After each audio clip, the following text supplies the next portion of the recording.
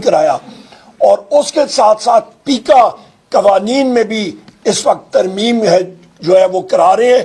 तो इसके तहत पाकिस्तान की आज़ाद मीडिया को जो इस वक्त शदीद तरीन पहले से ही फाशिस्ट हुकूमत ने उसको अपने कंट्रोल में लिया हुआ है, एजेंसीज के कंट्रोल में है, मजीद एक भाई या उसको एक आप समझे कि फंदा लग जाएगा।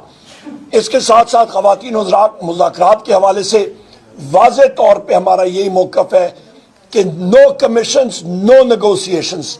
पहले दिन से हम लोग कह रहे हैं, वज़ीर आज़म इमरान खान साहब का वाज़े हुक्म बावाज़े बुलंद हमने बताया हुकूमती कमेटी को भी कि आपने 7 वर्किंग डेज के अंदर अंदर हमें बता दें, कमीशंस का ऐलान कर दें, वरना चौथे राउंड में हम लोग नहीं बैठेंगे।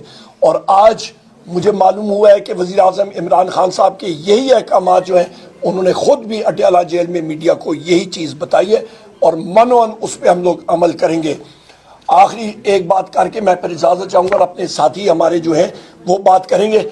यहाँ पे साहबजादा हामिद रज़ा साहब मेरे साथ मौजूद हैं, हमारे मुज़ाकराती कमेटी के ये मेंबर भी हैं, सुन्नी इत्तेहाद काउंसिल के ये चेयरमैन भी है।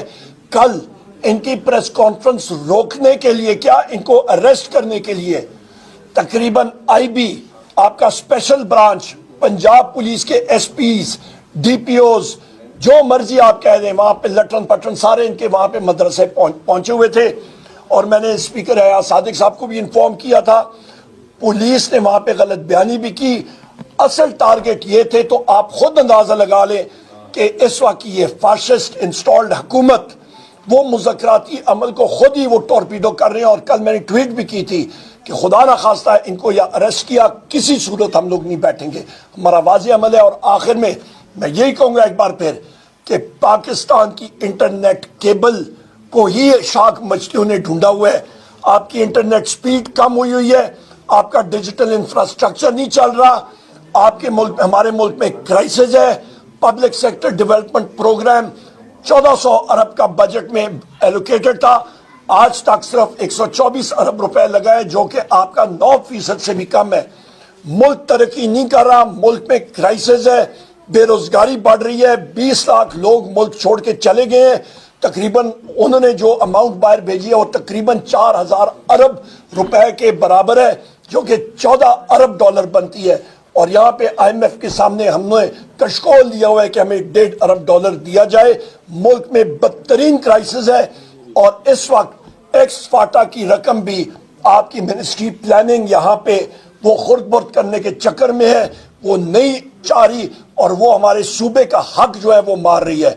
मैं आखिर में ये बात करूंगा कि इस सारे क्राइसिस का एक ही हल है, फ्री एंड फेयर इलेक्शन, आज़ादाना इलेक्शन कमीशन के जरिए।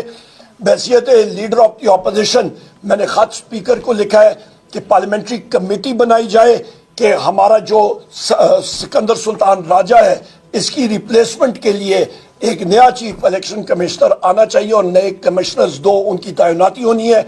अभी तक शहबाज शरीफ ने जो जिसको हम लोग वजीर आजम खैर मानते ही नहीं है, उसकी तरफ से सच रिस्पॉन्स भी नहीं आया। तो मुल्क का आवे का आवा बिगड़ा हुआ है, हमारे ऊपर बेताशा प्रेशर्स है, पर ये लोग होश के नाखून नहीं ले रहे हैं। इस वक्त हमारी जो सियासी मुहिम है, असद कैसर साहब, स्पीकर असद कैसर साहब आपको तफसील से बताएंगे, पर जितने हमारे लोग हैं, चाहे वो हमारी मारंग बलोच साहिबा है, हमारे GDA है, बलोचिस्तान की हमारी मुख्तलिफ पार्टीज हैं, KP में, बाकी मुल्कों में, हम लोग सबको अप्रोच करेंगे। बहुत शुक्रिया जी।